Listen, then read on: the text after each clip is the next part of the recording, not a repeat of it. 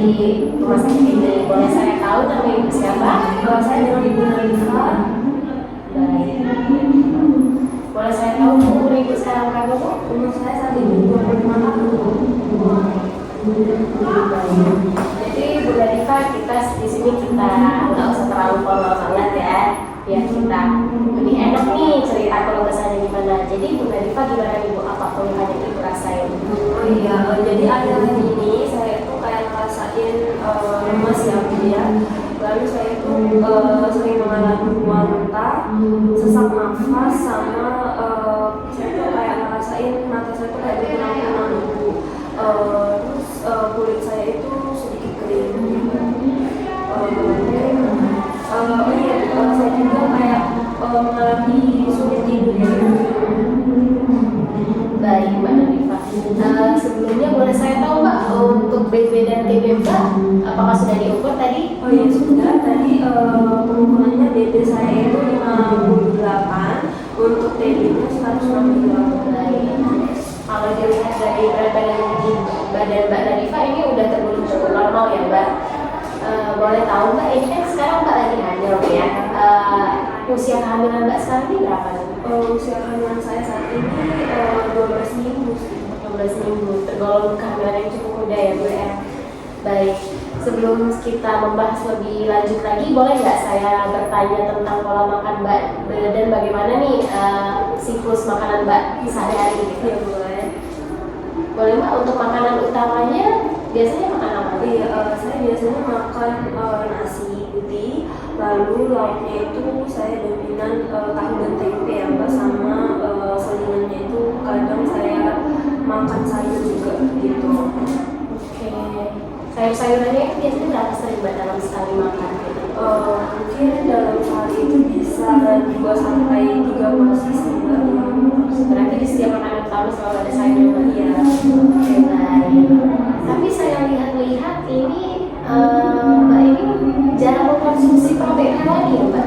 Iya Mbak, jarang konsumsi. Oke, kalau boleh tahu kenapa Mbak alasannya jarang mengkonsumsi protein hewani? Jadi kan saya ini kan tinggal sama mertua saya ya Mbak ya, jadi dalam peraturan itu kayak ada pantangan gitu Mbak. Jadi kayak mertua saya itu kayak ada kepercayaan tentang peraturan dalam konsumsi saat hamil itu, kalau misalkan tidak boleh mengkonsumsi yang namanya ikan Mbak. Kayak misalkan ikan lele itu konon katanya itu bisa menyebabkan pendarahan. Lalu misalkan udang itu konon katanya bisa menyebabkan darah itu bakal habis ya Mbak ya, sama sulit melahirkan Mbak, seperti itu. Oke, saya paham sekali bagaimana yang Mbak rasakan, kekhawatiran Mbak mungkin karena Mbak juga tinggal bersama mertua mungkin kan.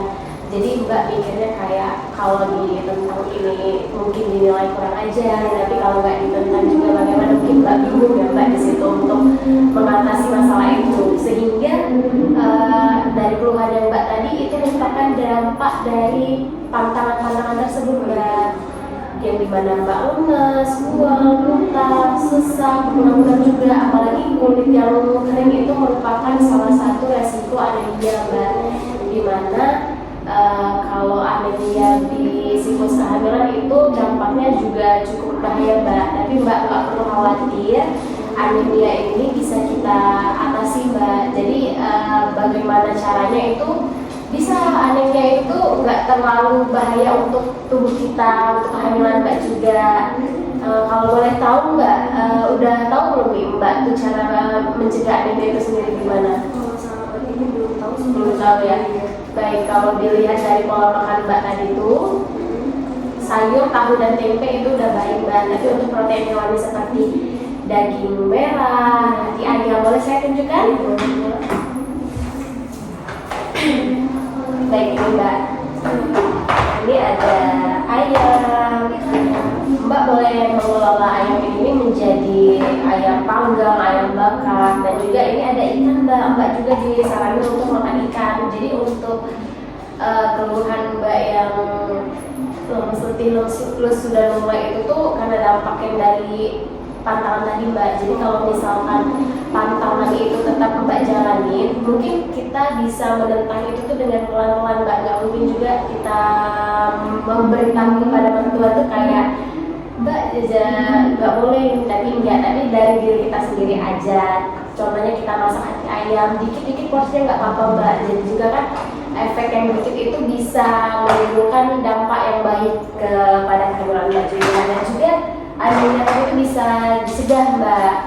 Kalau untuk penjelasan tadi bagaimana Mbak? Apakah Mbak sudah mengerti atau masih ada yang Sudah cukup paham sih. sudah cukup paham ya? Jadi balik lagi ke diri kita, kalau kita tuh harus memaklumi bahwa orang tua itu kan udah tinggal lama gitu kan, mereka duluan yang lebih kenal, mungkin mereka masih percaya dengan anutan-anutan yang seperti itu. Jadi untuk pola makan Mbak, apakah boleh saya bantu untuk membuat menunya Mbak? Iya boleh. Baik Mbak, ini merupakan menu yang udah saya buat. Mungkin untuk seminggu dulu Mbak. Jadi kalau seminggu nanti Mbak masih merasakan lemas, mual, muntah dan keluhan yang lainnya, Mbak boleh datang lagi. Tapi kalau udah cukup, Mbak boleh datang lagi juga nggak apa-apa. Tapi kalau enggak juga nggak apa-apa. Oke. Apakah udah jelas Mbak dari situ? Mungkin udah jelas. Udah jelas ya. Oke. Terima kasih Mbak atas konsultasinya. Sampai berjumpa lagi ya.